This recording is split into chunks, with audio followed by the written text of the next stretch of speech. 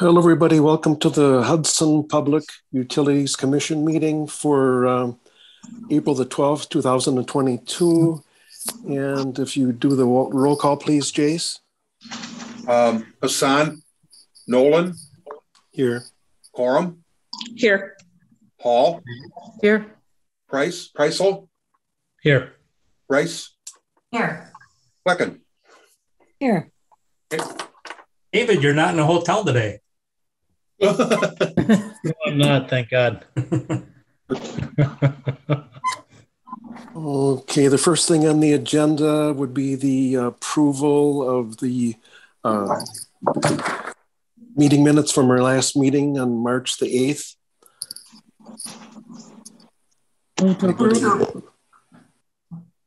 Chris. Second. Oh, I'll second. All in favor signify by saying aye. Aye. Aye. Any opposed? I will abstain since I wasn't here. I did review the meeting, but I wasn't here, so I'm not going to vote. I'm abstaining from it. Oh, okay, that's good. Yep. So minutes are approved. So then we have our new business. First thing is for the wastewater treatment plant approval for Magny's pay application of number 22. Okay, so in your packets, you've got Magny's pay app number 22 in the amount of $132,117.45. As before, SEH has gone through this, and the work that they're presenting to be paid for has been completed. So I guess if there is any questions on that, otherwise we would be looking. As of today, we've got a balance to finish of about $509,000 yet to finish this project out. So otherwise, we will need a motion and a second on Magny pay app number 22. Okay, for motion. I'll move to approve. Second. I'll second. All in favor signify by saying aye. Aye. Any opposed? Motion carried. And the next item would be for the 7th Street groundwater reservoir to get the inspection done on that. Okay, so we are due the million-gallon reservoir on 7th Street is due for a 5-year drain down inspection, which is DNR required. Some of you that have been here for a while, you know that we do these every so often. It is a budgeted item, so we did go out. We got a proposal from KLM in the amount of $2,800 and we also got a proposal from SEH. Let me get to it for the amount of $4,970. So we are recommending the KLM proposal on this. And like I said, kind of in this structure is actually potentially being looked at, or it's being looked at for potential rehab in 2023. Between this one and Summit in North Hudson, it's kind of a wash between one of the two. We're thinking this one here is probably in worse shape, so this would probably be our next one. And plus, there's some other work on Summit that needs to be done with the antennas and the carriers that are up there. So with this inspection, obviously they go through, they do all the, what needs to be done for DNR requirements, but then it also is going to give us a pretty good picture of what we're going to be planning for in 2023 to have that structure rehab. So we are recommending KLM. I'll move to approve the KLM bid.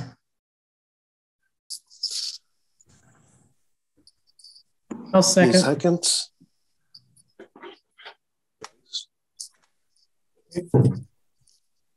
Was that Dave a second? Joyce. Oh, Joyce. Nice. Mm-hmm. All in favor? Aye. Aye. No opposed?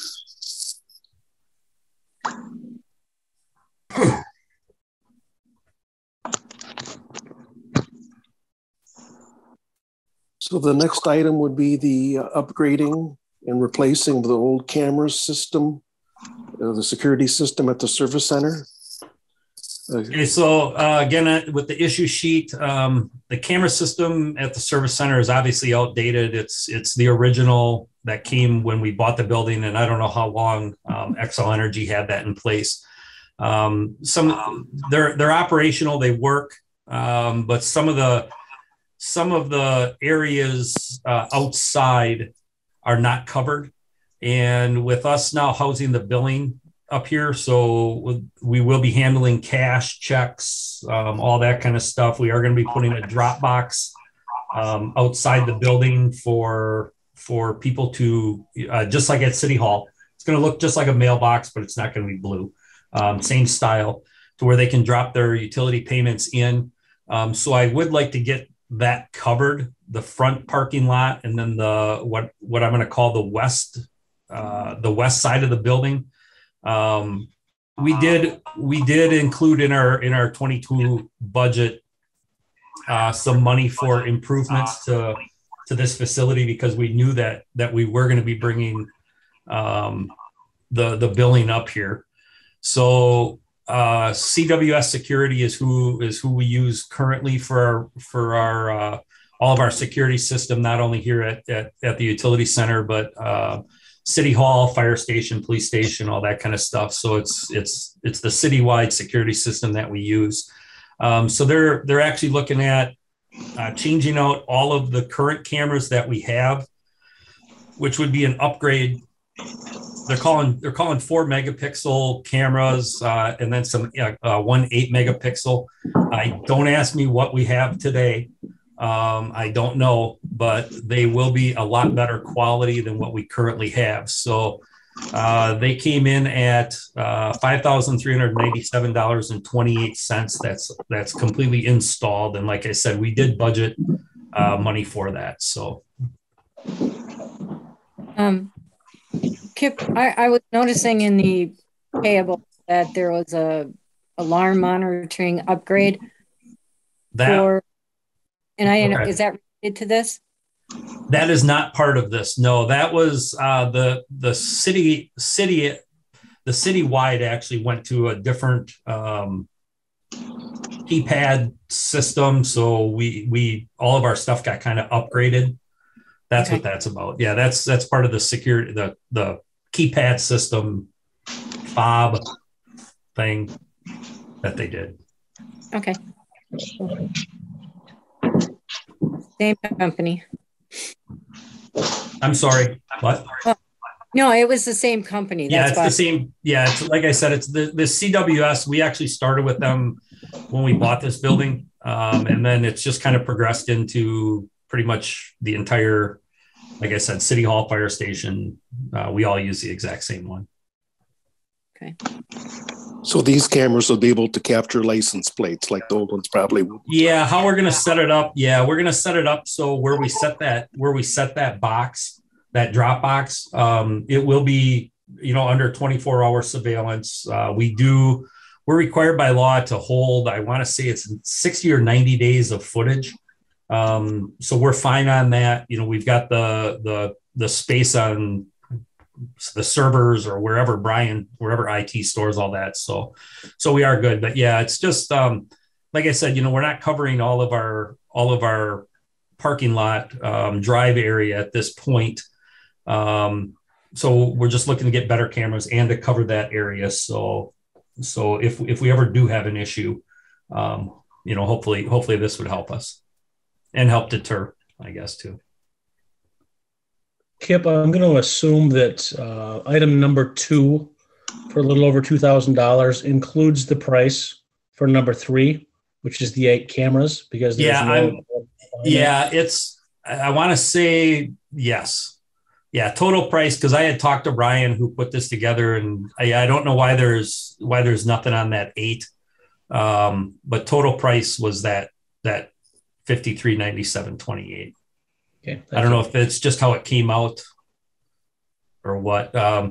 Because the 9 cameras, I thought he said they were $200-300 a piece, somewhere in there.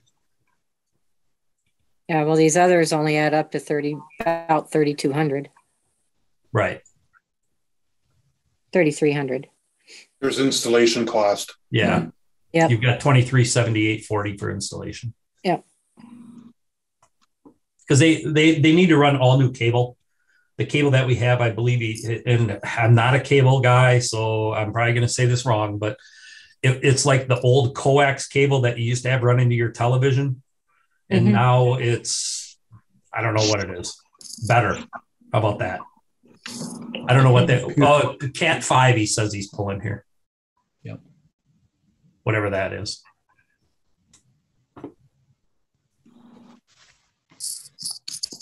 Okay, I'll move to approve. Oh, go ahead. Mary for approving. Motion. And I'll second. All in favor signify by aye. Aye. Any opposed?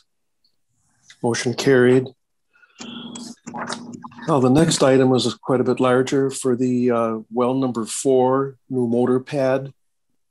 Give us a rundown on that, Kip. Okay, so we pulled well 6. We did some work on the booster station, and then the last one to pull was well 4.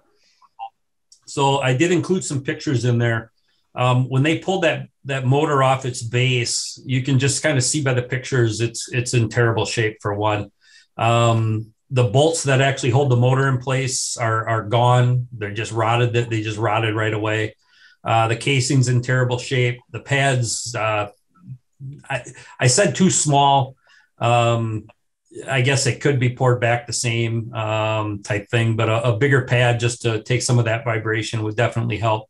And then also the air vent is too small. It's 1.5 inches currently. And with rehabs, the DNR is requiring a 2-inch. We did look at it. We really don't know how we're going to make that 1.5 inches to a 2-inch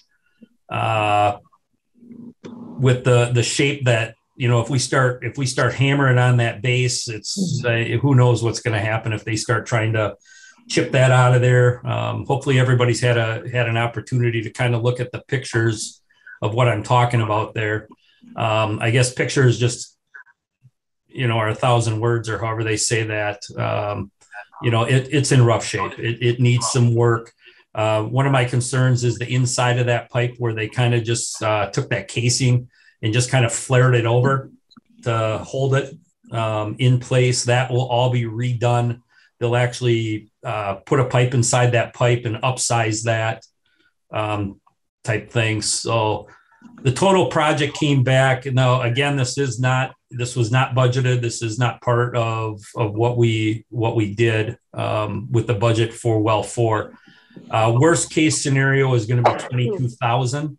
We're hoping that, obviously we hope it comes in way less than that. But the worst case scenario is 22,000. And I'm thinking everything's pulled out now. Now is the time to do it. We will have to come up with Keys will have to draw a plan up. This will have to go to DNR for approval on what we want to do. So I guess the sooner we can get it going, the sooner we can get that well back in service. Before the irrigation season starts, and then that's when we really need our wells. So, Kip, how often are these wells pulled? We pull wells every 5 to 6 years. Oh, okay. Is when we pull them. Mm-hmm. This is the first time this one's been pulled, I believe, since I've been here. Or actually, I believe it. I don't think it was pulled maybe right before I started. But as soon as we saw it, it's pretty obvious that it needs some more work than what we had anticipated.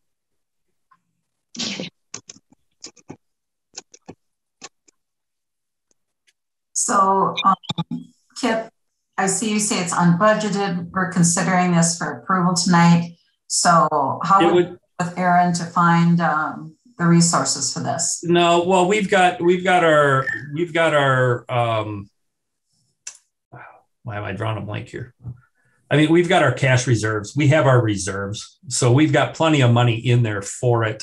I did speak to Aaron on if this does need to, since it's a non-budgeted item, if it does need to go back to city council, and the answer was no. You guys can make the decision on this. It's not a very big amount, so he didn't feel the need to hold up the whole process for another month, because city council, the next time they meet is just for a when they pick committee organizational meeting. So actually this, if it had to go back there, it's going to push it into May, and we can't afford to do that. So you guys have the authority to make the call. If you want to do it, we'll do it, and then it'll just come out of reserves. I'll move to approve the Keys well drilling proposal. I'll second that. All in favor, signify by aye. Aye. Aye. Aye. No opposed. Motion carried. So the next item is our 2022 water utility quality report. Okay, so you've got this in here. What I'm going to do, I'm not going to go through this thing. No. You guys can go through and read it. The one thing that I do want to touch on was Mary had a question on this, and it's kind of important, just so everybody understands what we're looking at. If you go down to page 4, the test results for the PFAS contaminants and recommended health advisory level. So this is new. Okay. So this is something new that has to be part of our report now. We did, like we've talked about before, we actually did go out and voluntarily sample all of our wells, just to make sure that, we were okay, that we weren't going to come up with any surprises and things like that. So what I want to point out is, if you look at, let me see, 1, 2, 3, 4, the fifth one down, the first one where it says level found 2.62, and then the range is 0 to 2.62. Okay, if you look at that, I guess if you don't know what you're looking at, the range 0 to 2.62, and then we have a level found of 2.62. It almost looks or assumes that we are at the highest level of that range. Okay, that is not the case. The 0 to 2.62 that includes all 8 of the samples, the wells that we took. So all of the wells fell within 0 to 2.62 parts per trillion. Okay, does that make sense?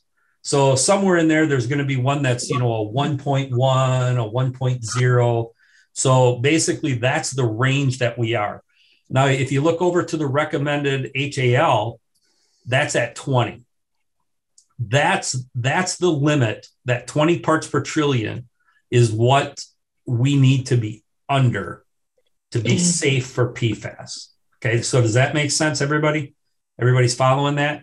So like I said, it's kind of confusing when you look at the range. You're looking at the range going, well, the range, the highest limit on the range, we're hitting that with the levels found, but that is not the case. So, the one below it is 0.89, and the recommended level is 20. So if you just kind of go down, we're fine. We're great. With our levels and things like that, there's really nothing we have to do, but I just wanted that clarified, just so everybody understands when you're looking at this, that you're not looking at it and going, well, geez, we're right at the range, the top of that range. So that is not the case. So that's my spiel.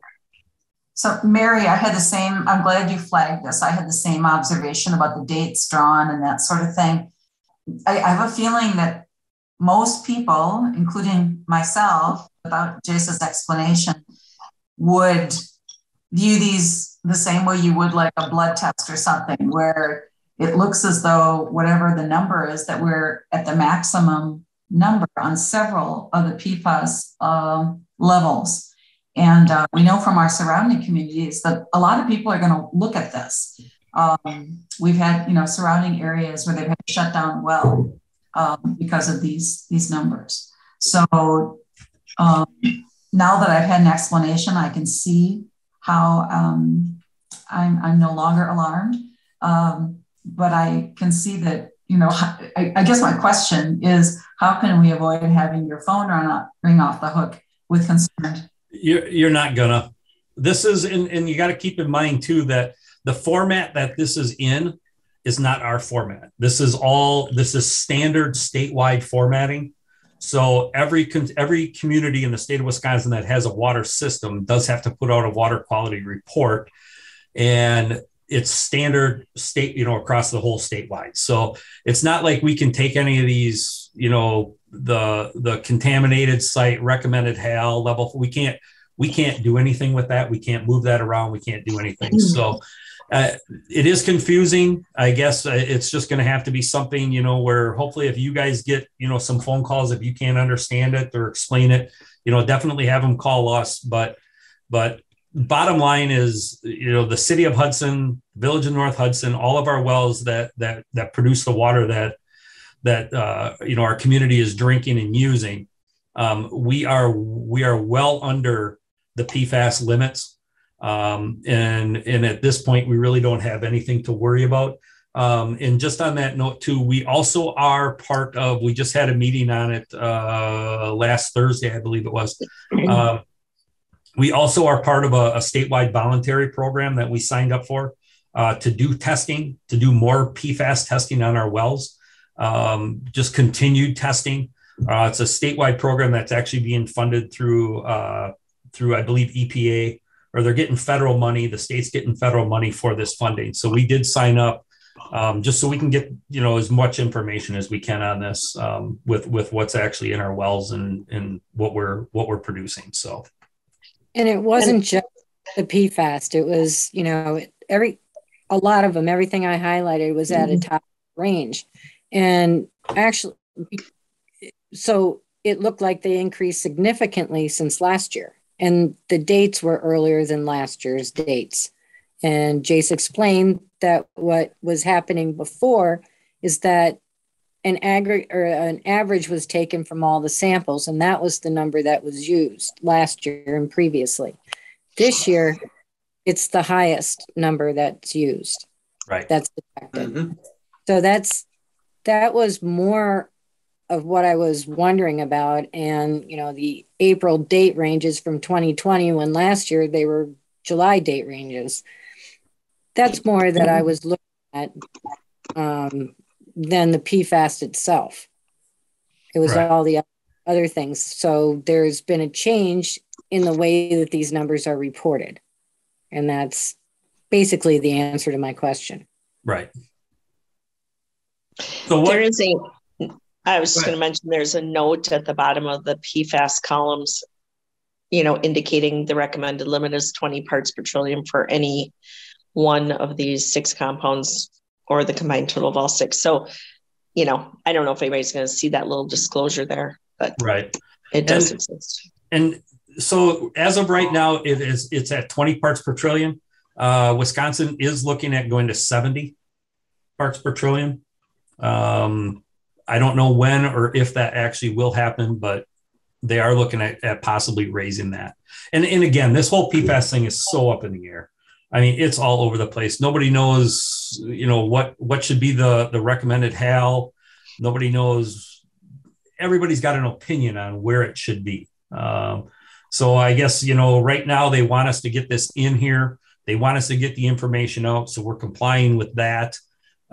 Is it going to probably raise questions? Yeah, of course it's going to.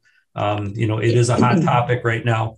But again, until the EPA and the DNR and, all them people figure out what they actually want to do with PFAS and how they want to report it, how they want to test it, what are going to be the parameters for reporting and testing. This is about the best we can do right now. So this will be on the website. Once it goes through you guys and passes through you guys, then this will go on our website, the city's website, I should say. And then there also will be a blip on your utility bill that you'll be getting next week on the bottom of the utility bill referencing this report. So that was offered, Jace, for informational purposes. You don't require any action on our part. Yeah, let's do an action on it. I feel better if you guys have seen it, if you guys have approved it, then it's just not hanging out there. Because it is a requirement of DNR. So we do need action on it. One more thing, and it can be done after the meeting. The disinfection byproducts, the total trihalomethane, is showing at 590, and last year it was at 278. I was just wondering where both of these 590 seems to be pretty high. So even if you averaged them together, it's on, can you tell me at what location in the distribution system that's okay? We can find, I don't have it right now. No, I didn't think you would. We can find it. And actually your 5.90, and then if you look to the left, your MCL is 80. Right. No, I know it's still below what the maximum is. Right. What I'm saying is last year, I know it was averaged last year. Last year's average was 2.78. Okay. So I'm saying that this 5.9 is high. And if the average is 2.78, where was the 5 point? Yeah, we can find that. Jason, we just want to make a note of that. Will do. And then she can just send you an email, Mary, or Jason. Okay. Yep. No, thanks. I didn't think to ask for that earlier, but that seemed like a pretty big deviation from last year. Thank you.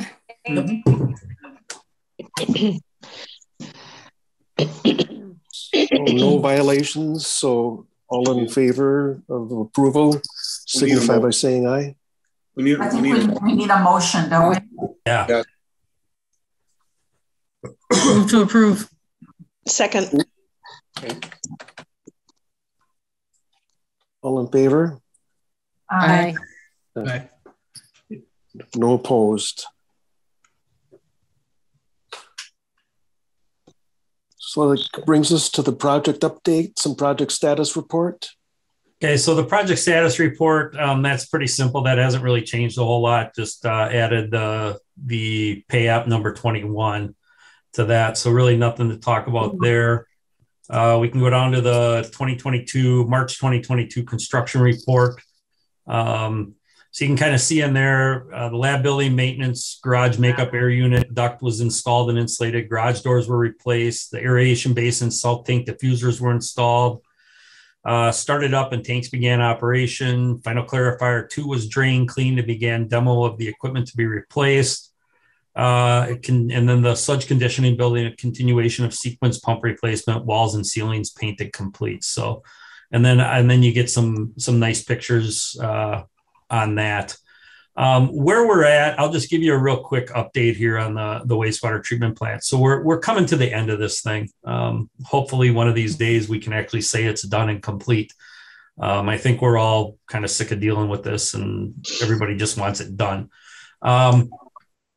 We do have, you will be seeing some change order number 4 come through here, hopefully, and that's something else that we need to talk, we don't really need to talk about it, but I'm probably going to have a special meeting for change order number 4, not because it's anything elaborate or anything like that. It's just timing wise. We are hoping to have change order number 4 for you today.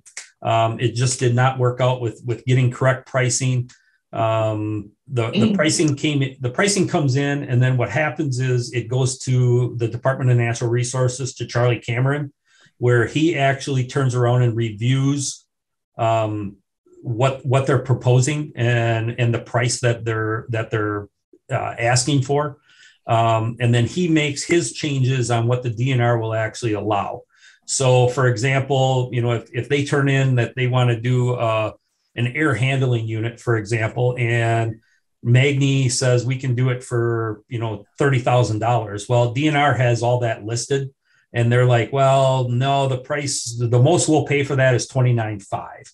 So then he'll come back and make those adjustments, and then it comes back to SEH, back to us for review, back to Magni for review, and then it actually comes back to you. So with the funding that we have, that's just how this has to work. So it prolongs everything quite a bit. So what I'm probably going to be doing, so we don't hold this project up anymore, I don't want to wait until our May meeting to go through change order number 4.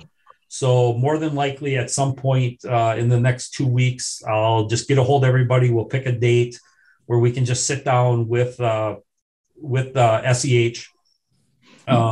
We can kind of go through the change orders and what has to be done. And then at that point, there's going to be some decisions that I'm going to want you guys to make. We had talked about, we do have contingency money left, and we will have contingency money left. So what we've came up with a list of things that we could use that money on. Fencing, for example, there's a couple other pumps and different things down there that we could do. So we will be wanting to talk to that. Obviously, our list is bigger than the amount of money we have. That's just, it always is that way. I mean, that's everybody. That's our even happens at our house, I guess, type thing. But so we will be wanting to talk about that, just so we kind of know what direction, the commission wants to go. We are getting some pricing or some options, not pricing, but some options on signage that we would like to see down there. We are getting some options for fencing. I'm not a big fan of that cyclone fence that surrounds that building. It just looks horrible. It's 3/4 of it's gone anyway, just from the project, from the State Highway 35 project, things of that nature. So we are looking at something, maybe a little more decorative. So when you do come into the city, you're not seeing a chain link fence with a bunch of grapevines or whatever them vines are all over it. And, it looks great when they're all nice and green, but you drive by there today, it just looks terrible. So we'll be bringing all that kind of stuff forward here probably in the next month or two, just so we can kind of keep this project rolling along so we can get this thing wrapped up. And I apologize if, for possibly having a special meeting, but if we want to get this thing rolling and buttoned up here in the next, by June, it's just stuff we're going to have to do. So that's Kip, go ahead, Kip, Mary. I'm sorry. No. These items that are on the change order, are they part of what you had budgeted for in future years for Trilogy's rate base thing? Remember, I think it was like $500,000 or something. Well, so the whole, so when we took the loan out, what was it, 12.8 million, somewhere right in there. That whole entire loan amount was rolled into our new rates. Does that make sense?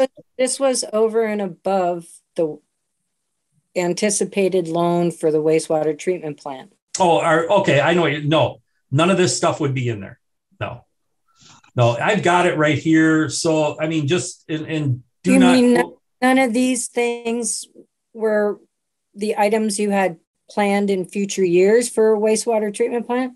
No, and I've got a list right here. I can just kind of real quickly walk through change order 4.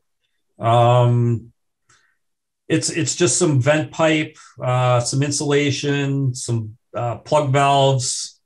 There's some walkway repair that we'd like to have done where the concrete's falling apart. A couple things like that. So we're looking total change order 4 as of today. Now these prices will change, but we're looking about $65,000 as of today, which at that point would leave us about $360,000 in contingency yet. And then what I talked about with the change order 5 is the stuff that we need to talk about, like some plant signs. We have some primary pumps that we're having some issues with, some gas piping. You've got the eternal flame that could use a replacement. We're looking at some paving, adding some extra pavement to the north. That's all beat up, and if we're going to repave the parking lot, we should just repave that extra 40 to 60 feet. The fencing, and then there's some doors down there that were not included in the project, but they could actually be, they're starting to rot out. So things of that nature is what we're looking at. I got to get back to where we were here. So we don't need any action, we don't need any action on the construction report. So I just wanted to kind of give everybody a heads up where we were and what we're looking at here in the next month or two. Okay, thank you, Kip. So the next item is informational also only for the West Central Wisconsin Biosolids facility there in Ellsworth. So that is information only, and if bear with me 1 minute here. I can't find it right now. Okay, doesn't matter. There is going to be another. How'd you guys go here? Sorry. So there is going to be another informational meeting with the biosolids in, I think it's sometime in May, where I will send out an invite again. So if anybody's interested in attending, I believe it's going to be over in Baldwin again. Just to kind of catch everybody up, because if you remember, the 0.5 of their rehab project down there was approved last fall. Good news is with the president signing, now I'm testing myself here. He signed an act. Long story short, West Central Biosolids is in line to receive about $1.6 million in grant funding for that project, which is an awesome thing. So you'll get an update on all that kind of stuff at that meeting. But I'll let everybody know when that meeting is, and if you want to attend, it'd probably be a good one to attend just to get caught up on everything. So that's it. Okay, thank you, Kip.